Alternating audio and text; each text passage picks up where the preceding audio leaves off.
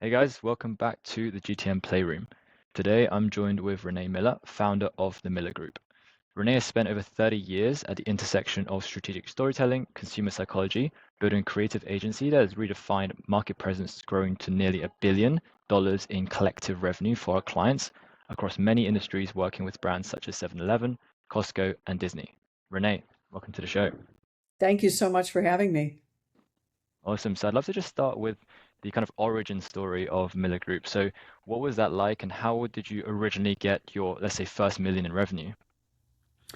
So I started the company in 1990, and it came about because I was working as a freelance copywriter for a large insurance company, and the advertising agency they were working with couldn't accommodate a request they had. They needed some work done quickly and cost efficiently. And their existing agency of record said, we just can't get it done on time. And they said to me, do you know anybody who can get this work done in 3 or 4 weeks? Here's our budget. And I said, sure, I'll do it. And the rest is history. We ended up working with that client for several years, and they still kept their agency of record, and we slowly took over one division after another because the large agency was only doing the corporate branding and we were actually doing a lot of the retail work. Very interesting. And and with regards to like acquiring this for initial customers, so it was more so from that original client, but how did you kind of scale the, let's say, number of clients you were able to work with, as well as let's call it the work you were able to kind of have in these engagements? Interestingly, there was no internet at the time. Now we've got AI, we've got internet, we've got everything. So the means of communication were phone, not even email, phone, mail. It was a very different time. And a lot of the work that came in was based on referrals, relationships, recommendations. And yet, back then and today, there are so many similarities. What's changed is the tools and the way things are done. I think I know we're going to get into AI. The reality is, AI at this point is a tool. It still needs the human touch. At some point in the future, probably robots will be doing AI. It'll be a very different time. But right now, we still need AI. We still need humans to operate AI. So think of it as a tool. And at the time, also, when I started, I was doing a lot of business development. I still do a lot of business development. It's incumbent upon me to keep aware and accurate on what's happening. After this, I'm going to be on a 3-hour call learning a new AI system. I do this probably at least once a week so I can be up to speed and I can support our clients and share with them what my learning. The agencies that stay up to speed are the ones that are going to stay in the game. That's so interesting. This is actually something we've had conversations with our clients about. And sometimes when I guess you started a business and you scaled it for 30 plus, 20, 30, 40 plus years, it's sometimes easy to be complacent because whatever you've done in the past works and you just assume that it's going to work in the future.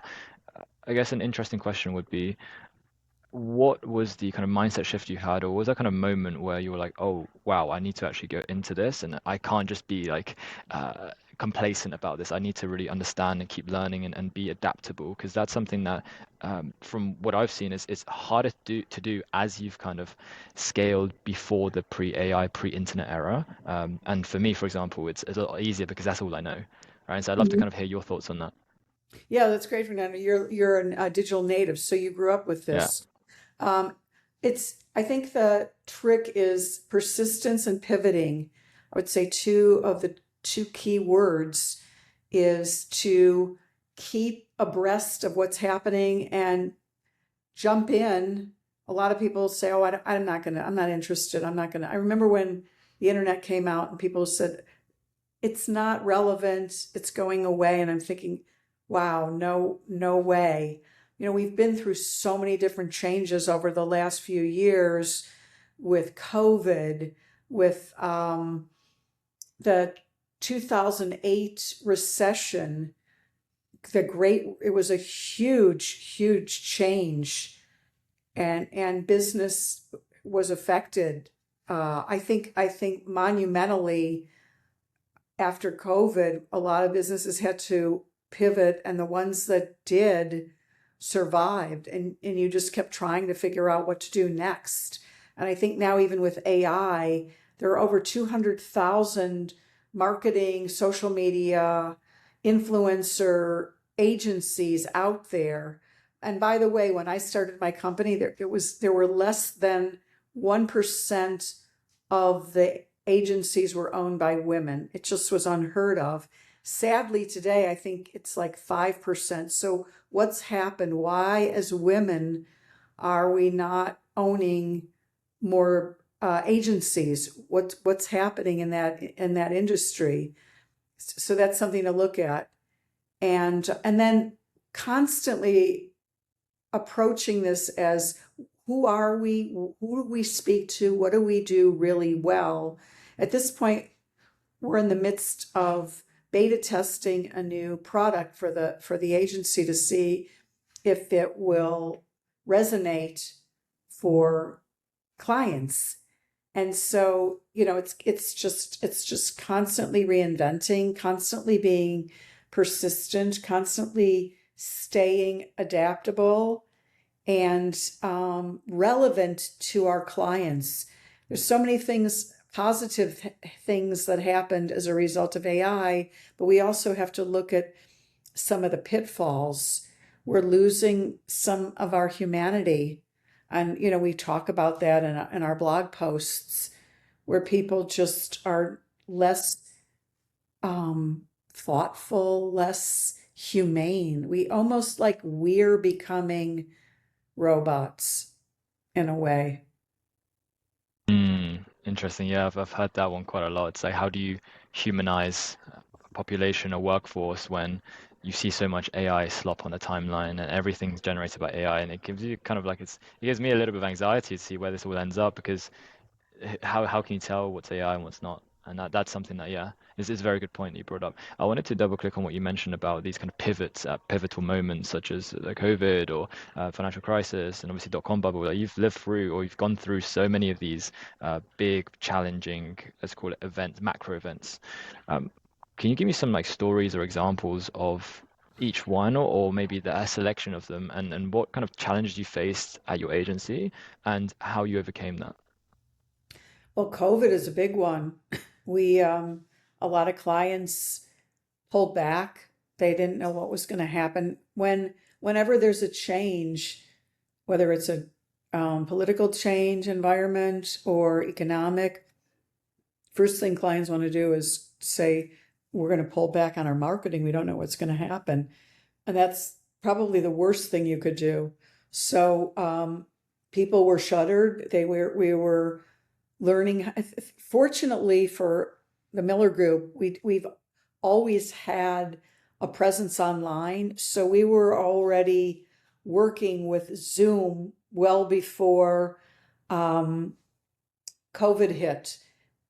We have people were working remotely even 2-3 years before COVID. We had a base in Los Angeles. We have people all over the world. Our programmer is in Israel. One of our director of client services is in Texas. One of our creative people is in Asheville, North Carolina. So we were actually, we gave up WebEx and we went on Zoom before the shit hit the fan, so to speak, and said WebEx isn't good. So we got to go to Zoom. So at the time, we were trying to figure out, how do we reinvent ourselves? And what happened was two clients came in, both of them, one of them was a service that provided testing, COVID testing. It was a retail brand, a startup. And one of our team members knew the founder and brought that piece of business in.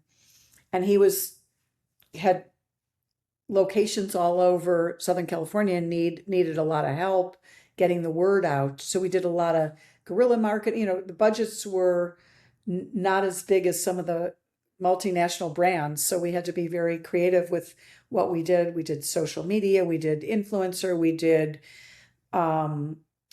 digital advertising. There are the difference today between the channels is vast.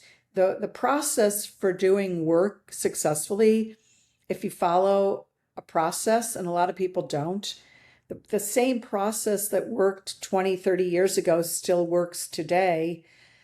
But the channels, there's so many more channels. So you really, really need to define who is your audience and what channels how are you going to reach them most effectively. So bottom line is, we had another client that was also looking to get on the underserved vaccinated and deliver appropriate messaging, because they were getting mixed messages about vaccinations. And that was a very large contract for us as well. And so those two contracts kept us very busy during COVID, when a lot of people were shaking their heads saying, what are we going to do next? That's so One interesting. example. I find it interesting how this is something we've seen as well, how when, let's say, businesses aren't doing super well, the first thing that's cut is marketing, when in actual fact it should be the thing that people double down on, because it makes everything else easier or unnecessary. So that's interesting. So it sounded like in the challenging times you had, let's call it, a handful of kind of big long-term clients that needed your support to overcome these challenging times. So you're not necessarily helping the businesses that don't have the budget anymore, but it's the ones that maybe actually have way more demand, right? But just need you to actually market. So it's like being able to stand on both sides. That's very cool to see. And you mentioned that and something else you mentioned that's quite interesting is the tools we use have changed a lot, but the process is still the same. So I want to kind of hear from you what you mean by that. What exactly is that process? That's a great question, Fernando. So um, when we hear from a client, generally they have what's called an RFP, request for proposal, and we ask them, what problem or challenge are you trying to solve? A lot of marketers today will come at it through execution. We're looking for an agency to redo our website. We're looking for an agency to provide social media. We're looking for an agency to help us with influencer marketing. And we have to take a step back and ask, what problem are you trying to solve? And a lot of times the company or the client doesn't even know. They just know that they think they need social media. Why? So it's really digging deeper and figuring out, first question, what problem are you trying? And then clients will say, we have low awareness. Have you ever measured your awareness? No. We just know that we don't have good awareness. How do you know if you haven't measured it? So these are the kinds of things where we need to take a step back and really help them clearly define, what is the problem you're trying to solve? What is the challenge? And then from there, we can help them solve it. When they say we need influencer marketing, it may not be necessarily that they need influencer marketing. Once we understand, so part of the process is really understanding, what challenge are we trying to solve? And that's talking to stakeholders internally, the C-suite, salespeople, marketing people, and really understanding internally, what are you grappling with? And then we can talk to the one person who's never in the room when clients make big decisions, and that's their consumer. And a lot of the really smart brands, the brands that are consistent and stay the course, the Nikes, the Adidas, the Targets of the world, they are constantly talking to their customers, trying to understand how do we best meet your needs? How do we create? Today it's all about creating a an experience where the customer leaves feeling like they really get me, they really understand me. And there are a lot, like we said, there are a lot of different channels. We did some research recently with man on the street interviews, and we asked people what brands disappointed you recently, and you'd be surprised. Some of them had said the really big brands. You know what they said? The quality isn't there anymore. Some of the younger people said, "Hey, we don't like the fact that the work conditions are no good for people who are manufacturing overseas." People are really sharp today, with consumer generated content. They find things out. You can ask AI in a second and you can find out what's going on internally within an organization. One of the biggest issues is the UX experience, the digital experience. If someone can't figure something out on a website within a matter of seconds, they're off. They'll go find some other way to get what they need. And so that's the trick, is across all touch points, are we meeting customers' expectations? And that's really critical. And that's much, much harder for a marketing person, managing all those expectations. You could make one minor mistake and blow up your whole company. I've seen it happen. Very interesting. And just following on from that, obviously you've been around for over 30 plus years. I'd love to know what the secret, let's say, to retaining clients and building that relationship and really understanding them is. Like, what have you noticed is the kind of like through line to being able to build a sustainable business over the last 30 plus years?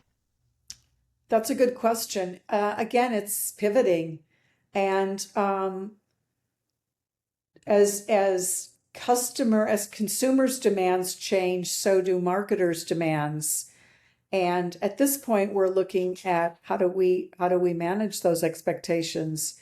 How do we help marketers do more with less? So we're constantly finding new ways to help them do more with less, and changing our formula as well. Keeping, again, the process is always going to be the process. If they don't understand what problem they're trying to solve, it doesn't matter how much money you throw at it, you're not going to be able to get to that next level. And that's what Mm, is helping them grow, helping them build. It could be, they say we need social media, and we do some digging and we say, we uncovered something interesting.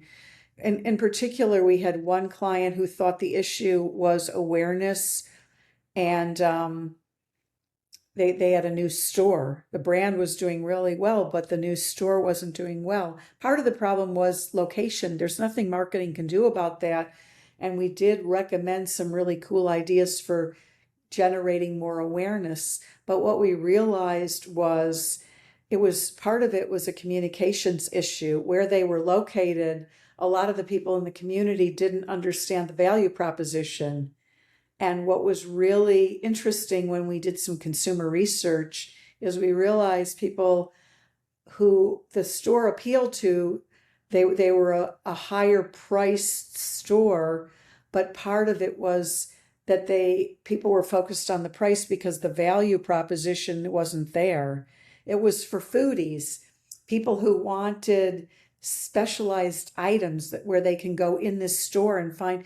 They had like 25 or 30 different SKUs of ice cream, USDA meats that you couldn't find anywhere else in a grocery store. It was a brilliant, brilliant idea, and they hadn't communicated that to the local neighborhoods. So we really looked at who was that audience within a 5-mile radius that would want to shop here, and we created a whole campaign around being what's called Epicurious. And if you were a foodie, you kind of got, oh, what is that? I want to know more about it. But it was across all touch points: traditional advertising, digital advertising, social, influencer, PR, all the different channels. And that's how we approach that audience. So really, really getting to see, again, getting deep into the weeds with clients and Yeah. challenging and working collaboratively. So Yeah, that's something that I think is becoming rarer and rarer as a kind of business leader, as a founder, CEO. There's always this kind of classic advice of like just delegate, just abstract the work you do so you have more time thinking. But because you do that, you don't have context on the things that need to be done, right? You don't talk to clients all the time, then you kind of forget what the problem you're even solving is. And so there's this whole kind of circle, and I've kind of gone through that myself. That's why I think AI has actually allowed me and my co-founders to really go deep and back into the weeds with clients. And because we have this, let's call it technology that allows us to execute extremely quickly, we can now spend more time thinking, like just like how you do with your clients. So I find that really interesting. In terms of, you mentioned a few things in terms of the Miller Group itself. I'd love to know what you're doing now to kind of grow the business, go to market, and how that's changing with AI, both from your own business perspective, but also how you serve clients. Because you mentioned you're doing these kind of AI courses and going to these trainings. I'd love to know a little bit more about that and how you're kind of operating and navigating this.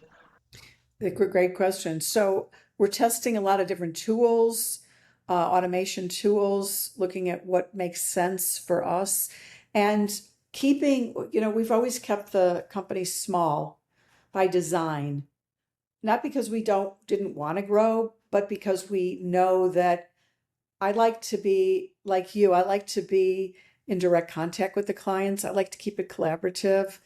And so now we're looking at, maybe we pivot. And again, I'm being a little vague because I'm still beta testing this product. If I have a really good feeling about it, I think it's going to be ultimately where we take the company. It's sort of a phase two approach. Um, the idea of being generalists, agencies that are generalists, you're all things to all people, you end up being nothing to anybody. So we're really looking at a specialization. And I think a lot of agencies are just doing the same thing, especially a lot of the clients, the larger clients, they're hiring now a social agency or an influencer agency, PR agency. They don't use one big company to do everything anymore. It used to be these multinational agencies, and they're slow, they're expensive. Clients need to move quickly. The product we're offering will help them get answers in like 2 to 3 weeks, where if they go to a traditional research company, it takes sometimes 8 to 12 weeks to get answers. So this is what we're looking at, possibly specializing in the area. We do a lot in the area of strategy, strategic positioning, brand strategy. And so this is a sweet spot for us. Sadly, almost any agency can execute today, and a lot of clients are using AI, and doing a lot of work through AI. It's not necessarily a solution, because I think what agencies can provide that AI isn't able to provide yet is creative thinking and looking at different ways of getting messaging out. Where I love Claude AI, Claude and Shatter and Gemini, I use those every day, but there's limitations. And if I want to break through the clutter and do something where I can get people talking about a brand, a smaller challenger brand, I need really brilliant thinking. And I've got a whole team of people who are incredibly bright, and they're constantly coming up with new and innovative ways to get the messaging out. Mm, Where amazing, amazing. AI just isn't capable yet. It will be. I'm not saying that it won't be, but at this point, It's What's the limitation? What would you say is the biggest limitation that a lot of people think it can do, but it really can't do that well? so, for example, coming up with campaign a in deep insights, deep consumer insights. You can feed the insights into Claude, and it can help you come up with a better way to present those insights. But in terms of actually going out and talking to consumers and gaining those insights, or translating what a consumer says to what that really means, it just isn't there yet. And even coming up with, I'll say, pretend you are a brilliant creative or a brilliant strategist. You feed it prompts, do this, do that. And when it comes to coming up with a brilliant idea, it's just limited at this point. It could, because it's feeding off of what's already out there. It's collecting information and spitting it back to you. It's a great collaborator, but I like to be around people who are thinking beyond the scope of what a traditional marketing company might think about. You Yeah, I used to have people in our company. We would go to, excuse me for a second. go for it. We would go visit an art museum. We would go to an amusement park. We would take a day, just go out to lunch and hang out and brainstorm crazy ideas, because ideas come up when you're not so forced. It's not going to be like, here's the idea. In 1 second, Claude delivers it. It might be something that's already out there. It's picking up Yeah. information and feeding you what's already out there. Some ideas come from brilliant minds. How look at Steve Jobs was a great example. He took, if you told people 25 years ago what these phones would do, they'd say there's no effing way. I mean, if I put you in front of an old school phone and ask you to try to figure out, I've seen these videos on YouTube. You go like, I have no clue what to do with this. Look at what your phone is basically. I would, we ask people a question: would you rather lose $100 or $1,000 or your phone? People say I'd rather lose $1,000, because they know that if they don't have their phone, they're dead. Like, we rely so much on our phone for everything. Yeah, it's interesting how technology has completely changed the way we even operate, right? And so I think it's Yeah, cool to see how you've kind of lived through these different phases and how you've seen culture completely shift. And obviously with that, the marketing, how companies go to market and everything in between. I'm curious to hear what the kind of what the goal is for the Miller Group over the next kind of 1 to, let's call it, 10 years. If you've already planned out that far or whatever it yeah. is, I'm just curious to see like how that growth trajectory looks like. So at some point in the next probably 5 to 10 years, I'm going to have an exit plan, and I'm going to hope that someone else takes over who's far more younger than me, more take the vision and grow it and enjoy it, and that would be wonderful to see someone take over and build it and make it even better than what it is right now. I'd be thrilled. But I still feel like I've got 5 more years in the game, maybe 10, because I'd love to see where things go. Like, I was on a call, it was a briefing session with Peter Diamandis, and he was talking about where AI is going to be in 2030, 2040, 2050. It's like, wow, the driverless cars. I don't know where you're calling from, but in Los Angeles, Waymo is huge. I mean, you probably see more Waymos on the road than you do cars at this point. And that's cool, and the benefit is you get in the car, you've got the whole car to yourself, and they drive really well. And so, yeah, I'd love to be a part of this. I'd love to stay in the game and then get to the point where I have a company that I can exit and I know that will continue to grow it. Hey, we give it, as business owners, you know this as well. You're giving people work. You're around people who have a job because of you. Keep the economy flowing. I like that. I love the idea of keeping the economy flowing. I That's what I'd like to do, is keep people employed, keep the economy flowing, keep growing the economy, and I know that people have there have been a lot of layoffs in companies. One of the things we wrote about recently in a blog post, and I didn't know about this until recently, 455,000, that's 500,000 women left the workforce in 2025. Did you know about that? No.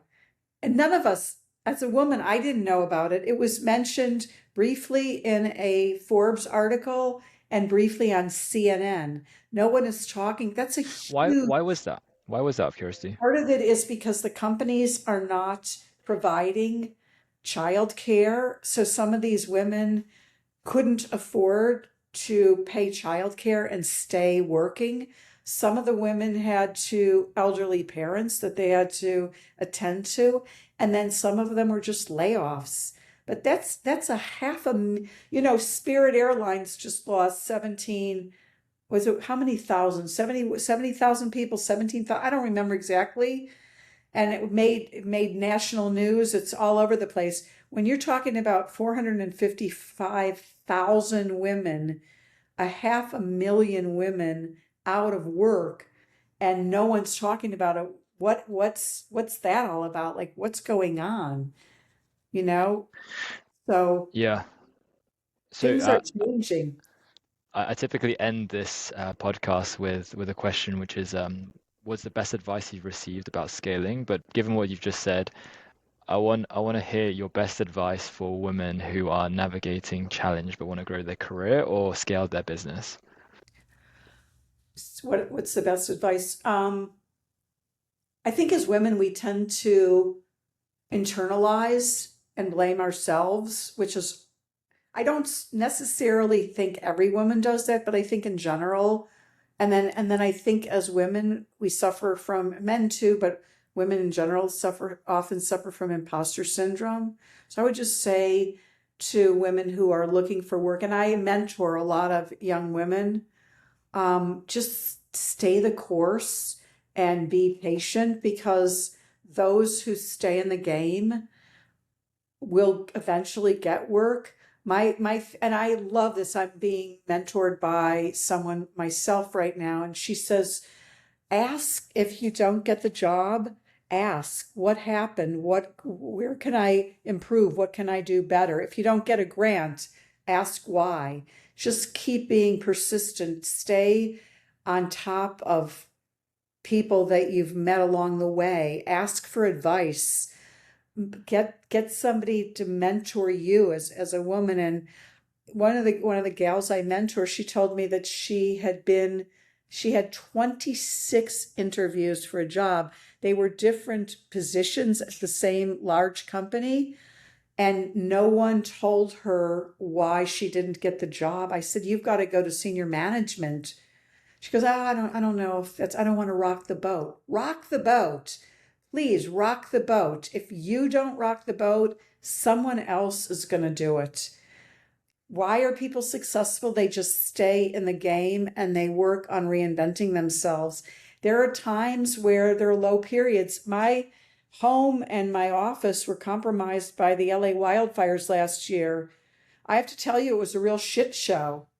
And you know what? I stayed the course. I just showed up every single day, and I found ways to reinvent myself. And I'm back in my home now because my home survived, but there's a lot of remediation. There was a lot of interaction with my insurance company. But you know what? It was a learning experience, and I got to, not had to, but I got to experience and I learned a lot. And that's it. It's like look at it positively. It's a growth experience. You'll end up coming out of it better than you thought if you stay the course and you keep a positive attitude. It's not always easy. There are days where we all feel like, oh my God, what's next? What can we expect? If we stay in our feeling of positive hopefulness versus feeling of fear, we will survive this. We really will. And you know what, Fernando? We're all building community. We're all growing stronger. We're all learning. It's an exciting time for all of us. We have to look at it that way. The people who Mm. stay alive the longest are the ones who are excited to be around, and feel vibrant and feel like they matter, and I think one of the things I would tell you, and I'm sorry this is so long-winded, but make other people feel like they matter, and guess what? You're going to be in abundance no matter whether you're working or not. You'll just keep that abundance in your heart, and that's the best advice I could give. I love that. Didn't expect it to turn into a TED talk, but I really appreciate that last piece of wisdom there, Renee. Final question, then, where can people find you and learn more about what you do? So the website is millergroup.com. And do you want me to share my email? I'll get bombarded with emails. I mean, if you want to get even more bombarded, then yeah, feel free to. So reach out, but I will tell you one thing. The people who sell me things right away, they just go immediately into spam. So be really careful when you get a company's founder's email. Use it judiciously. It just goes in the garbage. But I'd say let's keep it with millergroup.com. We have a contact page, and that's the best way to reach me, I think, through the company. Awesome. Well, appreciate this kind of insight, learn a lot, and thank you so much. Hopefully the audience got some value out of it as well. Thank you. Awesome.